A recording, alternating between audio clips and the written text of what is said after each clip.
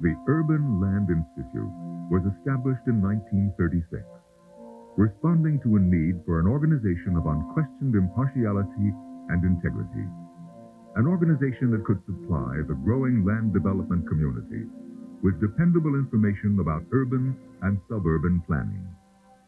Beginning with 200 members, ULI membership has grown to over 8,000, spanning the North American continent and encompassing the entire real estate development industry. From its inception, the Institute has emphasized a strong sense of responsibility in land use decisions and projects. An extension of this responsibility is to publicly honor those developments that not only meet the current and projected needs of our society, but which will also become models for future development. The ULI Awards for Excellence are presented in order to recognize innovative land development that exemplifies superior design, relevance to contemporary design, relevance to contemporary issues and needs, and resourceful use of land while improving the quality of the environment. This 1985 Award for Excellence was determined by a distinguished panel of 14 ULI members who represent different geographical areas and whose expertise spans many different aspects of development. Members of the 1985 jury are Raymond D. Nasher, Charles H. Shaw, Donald R. Zucchelli, the awards jury chairman, and Lester Gross. Burton Cantor, Robert W. Lyle, and Martin Buxbaum. Monroe J. Carroll, Harold Shipp, and Richard McEllier. Melvin Simon and Wing T. Chow, and Bruce J. Graham and Charles Kober. The Urban Land Institute is pleased to honor the recipient of the 1985 ULI Award for Excellence for large-scale new community development, Las Colinas. But let's first look at the background of Las Colinas. Let's look back to the very beginning.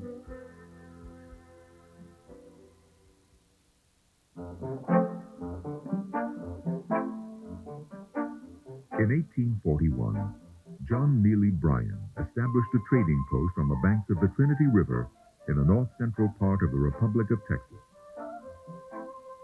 As that independent country became the 28th state, the little settlement, named Dallas, grew in importance and became a stopping point and supply station for wagon trains moving westward to California. 10 miles northwest of the Dallas settlement, these pioneers on their trek west forded the Elm Fork of the Trinity River at a point still known today as California Crossing. Once across, they came out of the river bottoms into rolling, grass-covered hills which form the land that is Las Colinas. One Confederate Civil War veteran who came to Texas from Tennessee to start a new life for his family was Thomas W. Carpenter. 4 years after the family's arrival in Texas, another son was born on a Navarro County farm in 1881, and his proud parents named him John William Carpenter. When this farm-reared Texan moved from Corsicana to Dallas in 1918, he was attracted to the rolling hills northwest of the city and soon established a ranch across the California Crossing along Hackberry Creek and its tributary Cottonwood Creek.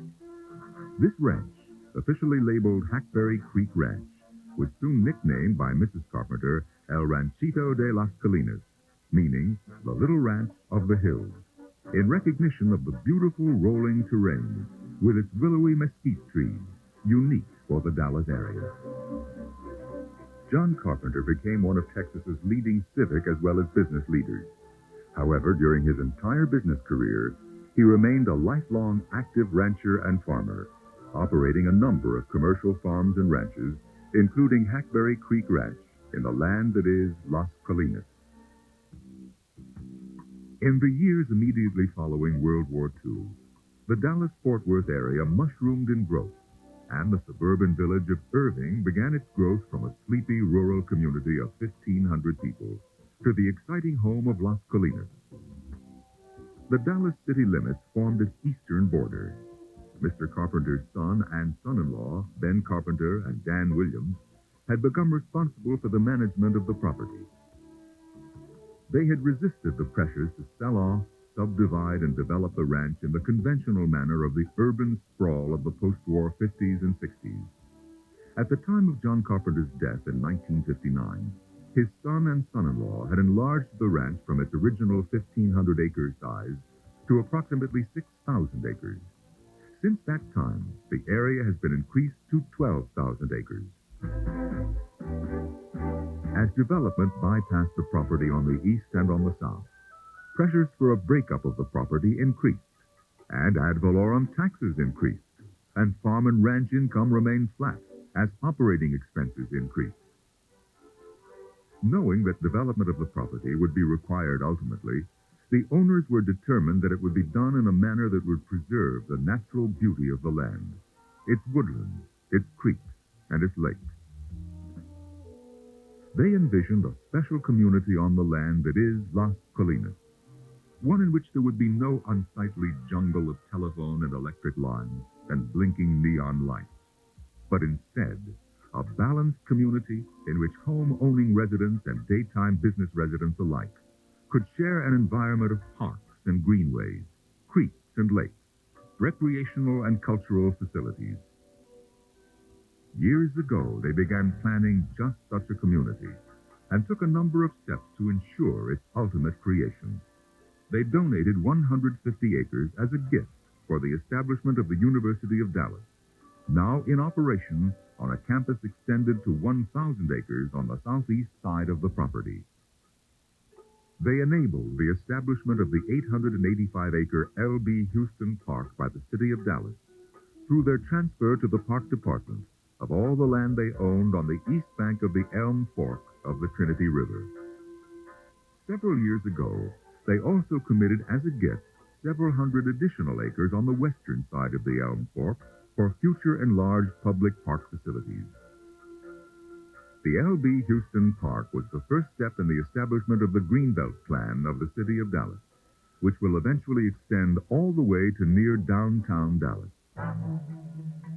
In the early days of the explosive growth of the city of Irving, pockets of substandard housing began springing up outside the then city limits, to the south of the Las Colinas property.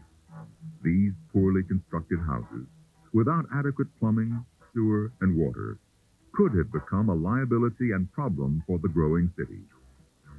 Ben Carpenter and Dan Williams formed a development and construction company, bought up these pockets of substandard housing in several locations, dismantled them, and recreated in their place Northgate Village, the nicest residential subdivision then in the city of Irving. In the process, the company constructed over 1,500 homes and carried out the equivalent of a significant urban renewal program with exclusively private funds. When the rerouting and upgrading of State Highway 114, crossing the Las Colinas property from east to west, was first proposed, Ben Carpenter accepted the leadership of a citizens committee to secure the right-of-way for the project. The Carpenter and Williams families donated as a gift several miles of right-of-way, and as a result were able to influence various other property owners to do likewise, to the extent that 90% of the required right-of-way was donated free to the county and state, resulting in savings of millions of dollars in right-of-way costs for the taxpayers. When the new freeway was opened for traffic, the city councils of Dallas and Irving joined with the county commissioner's court in adopting similar resolutions, naming the freeway after John W. Carpenter. Following the opening of this new freeway and the beginning of construction by the cities of Dallas and Fort Worth of a giant new regional airport immediately west of the property, Ben Carpenter formed a team to finalize the details of the planning, which would create and implement the unique community of Las Colinas.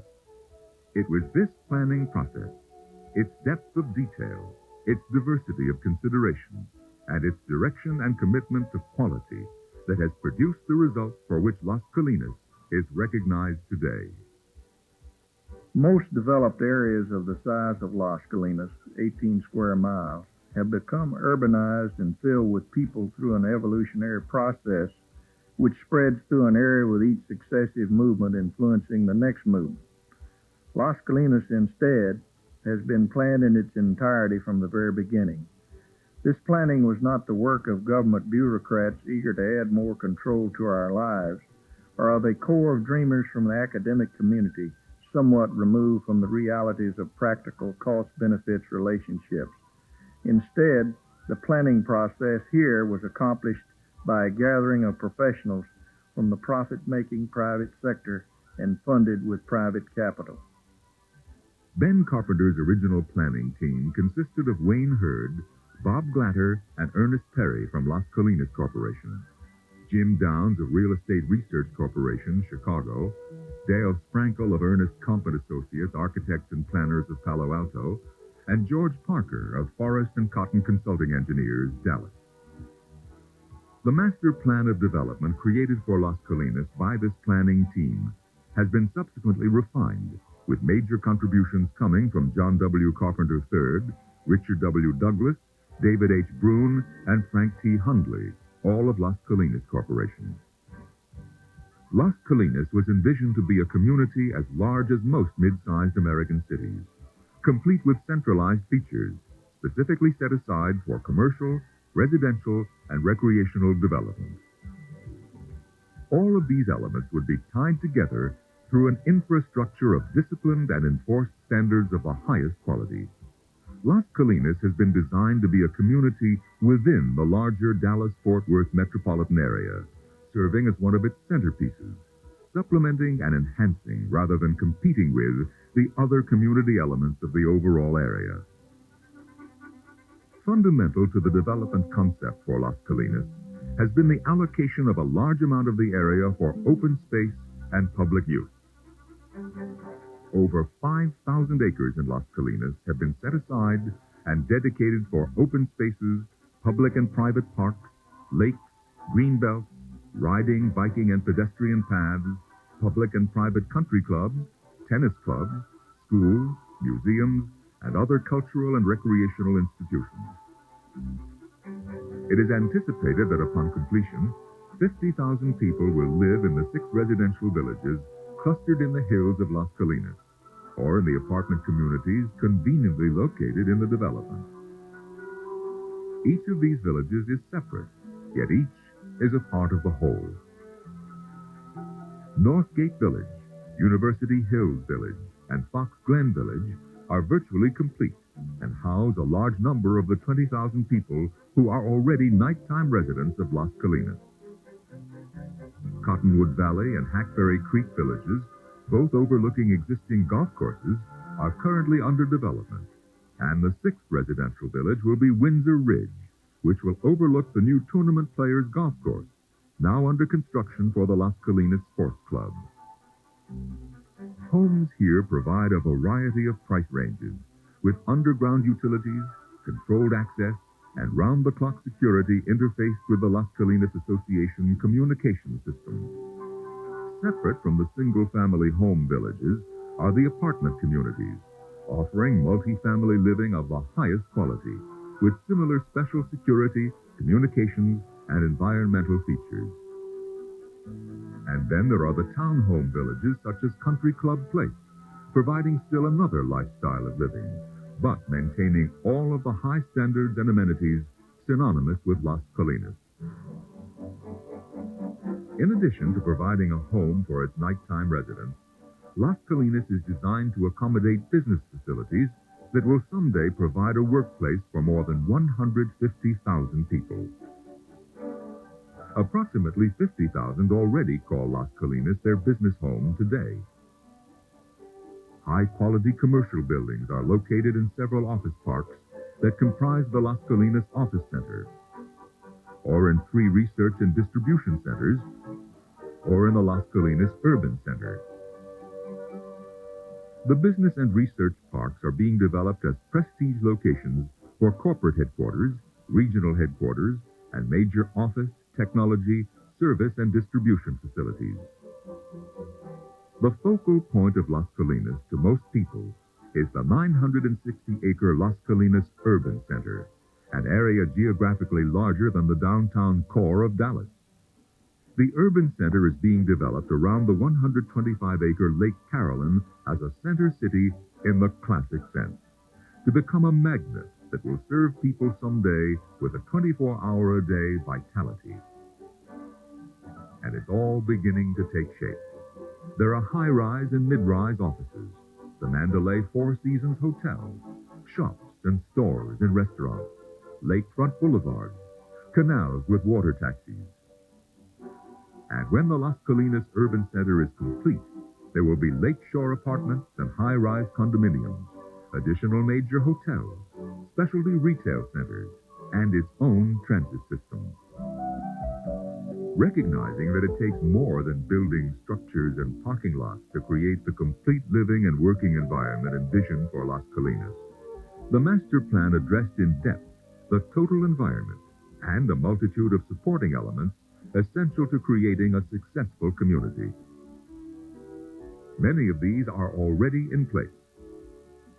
There's the Las Colinas Country Club and its golf course, which winds through the University Hills and Fox Glen residential villages.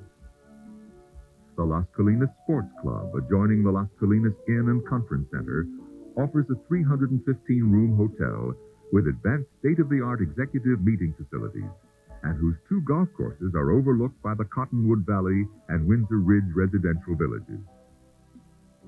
Then there's the Hackberry Creek Country Club, with still another golf course, which meanders through the latest residential village along Hackberry Creek. Unique among Las Colinas' diverse facilities is the Las Colinas Equestrian Center, one of the finest horse-oriented recreational properties in the country, complete with covered riding arenas and miles of bridle paths on several hundred acres of wooded parkland, permanently committed as environmental open space. On the eastern flank of Las Colinas is the L.B. Houston Park, with still another golf course and the 1,000-acre campus of the University of Dallas. Across to the west is the campus of North Lake Community College, and bisecting Las Colinas are a number of green belts and waterways like these in Rochelle Creek Park and along Chaparral Creek and Fox Creek. There must be locations within Las Colinas that are more than a numerical address on a street and more than a catchy name on a building. These locations must be designed and constructed in such manner that by themselves they create the feeling of really being somewhere special when you're there. Places like Trafalgar Square in London or the Great Plaza in Venice. These specific localities within Las Colinas must create by themselves and for themselves what I call a sense of place. One of the first such places in Las Colinas is Williams Square, a plaza the size of 2 football fields side by side, paved in Texas pink granite. At its center is an 80-foot-long bronze sculpture of 9 Mustang horses, larger than life-size, crossing a stream of cascading water. In the fall of 1985, a jury of professionals from the American Society of Landscape Architects selected Williams Square for the Society's Top Honor Award. Listen to what the jury members had to say about Williams Square. This is the strongest design idea presented to us, the most poetic, best executed, and done at the highest professional level.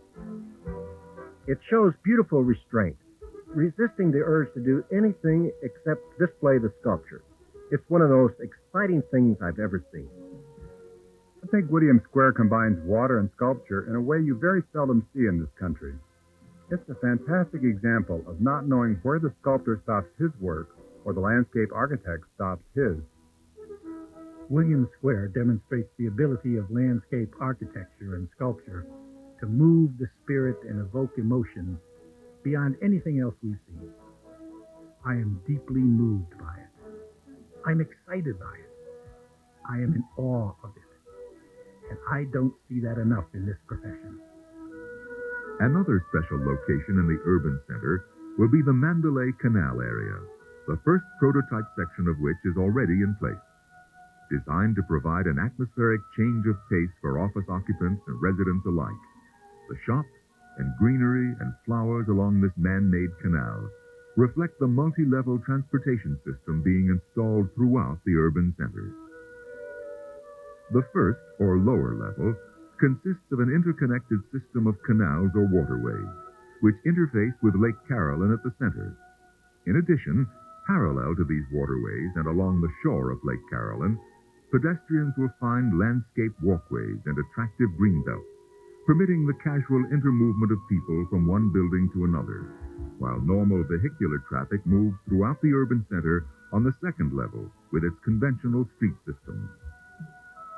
And then at the third and upper level is the area personal transit system, an elevated people mover that will move both clockwise and counterclockwise in a figure-8 pattern around Lake Carolyn, connecting all areas of the urban center with each other. This APT system is being constructed in phases and will eventually have a transfer station interchanging passengers with the Dallas Area Rapid Transit Line between downtown Dallas and the DFW Airport. Among the other unique elements of Las Colinas is the Las Colinas Association, an organization of all the property owners within the area, which provides architectural control services to enforce and maintain the quality construction standards established for Las Colinas. The association also maintains landscaping in public areas and provides at no charge to all of the properties in Las Colinas access to a bidirectional audio-video cable system. This system includes security features as well as 40 channels of conventional entertainment and educational television programming. The high visibility of the association's 100-man security force, which supplements the municipal police department, has resulted in Las Colinas having one of the lowest crime rates in the country. Additionally, the association's communication system offers the opportunity of international video, voice, and data transmission to any of its commercial or residential members via satellite uplink through the Dallas-Fort Worth Teleport, located in the Las Colinas Urban Center.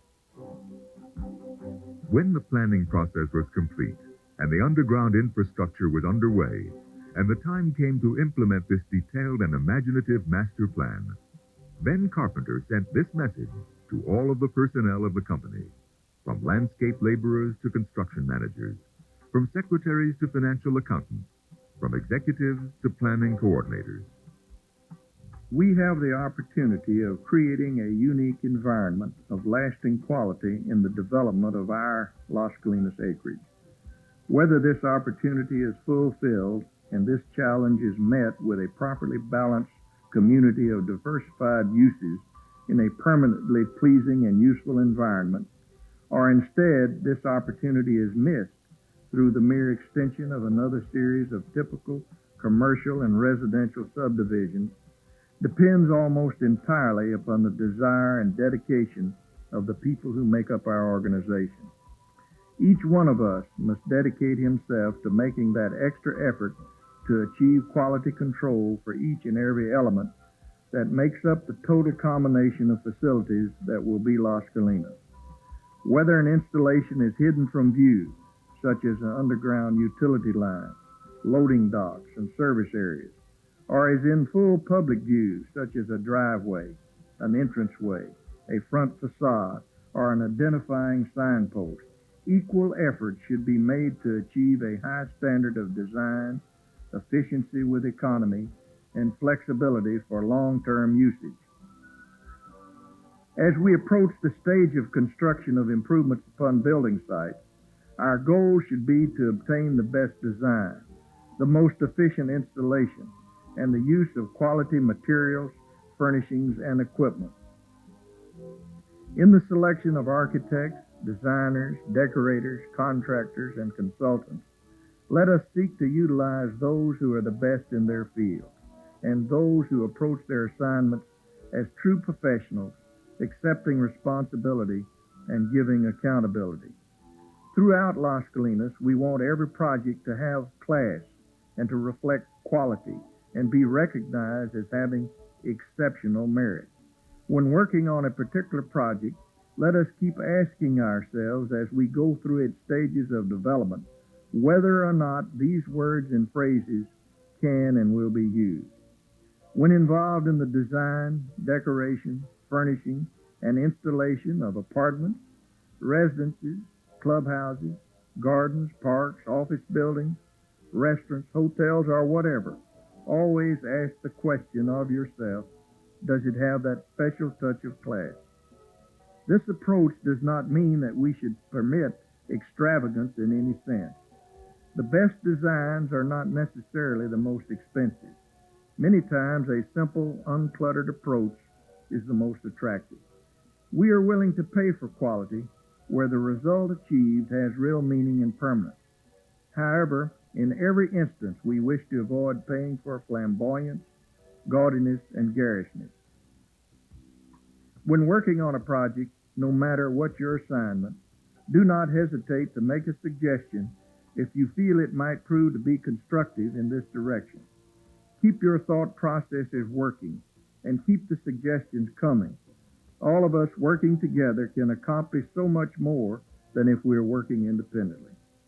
Our goal is not merely that the Las Colinas real estate development be a first-class development, but instead that it be a superior class development. In fact, our objective is that Las Colinas be the finest, most functional, and the most attractive real estate development ever created, as well as being economically successful. I am convinced this goal can be achieved. We're not building to meet an existing market. We are creating a new market, establishing new standards, and we should keep this frame of mind. Of course, we must do these things realistically and analytically and on an economically sound basis. We must use our imagination and at times be innovative. After all, we are merely the custodians of this property during its important stage of development. None of us can take it with us into immortality, so let's resist the attitude of some real estate developers in the past to squeeze out the very last short-term dollar. Instead, let's remember that generations of others who will make Las Colinas their home, both business and personal, will follow us. Let them look back and reflect on the fine efforts made by those of us who were its custodians during the initial development stage. Those instructions and directions given in June of 1974 have provided the guidelines and parameters for the implementation and execution of an ambitious plan of development that has resulted in Las Colinas as we know it today. And that's Las Colinas, a place that's been in planning for many years, and a place whose time is now. It offers much, perhaps more than any other community in America: a dynamic economic climate, a strategic location, an outstanding quality of life. This place in the hills is a place reaching fulfillment, a place to live, and a place to conduct business in a pleasant atmosphere. And of these hills, the things we see are shadows of the things to be. And what we plan, we build. So every dream we thought was lost becomes a promise now fulfilled. Las Colinas.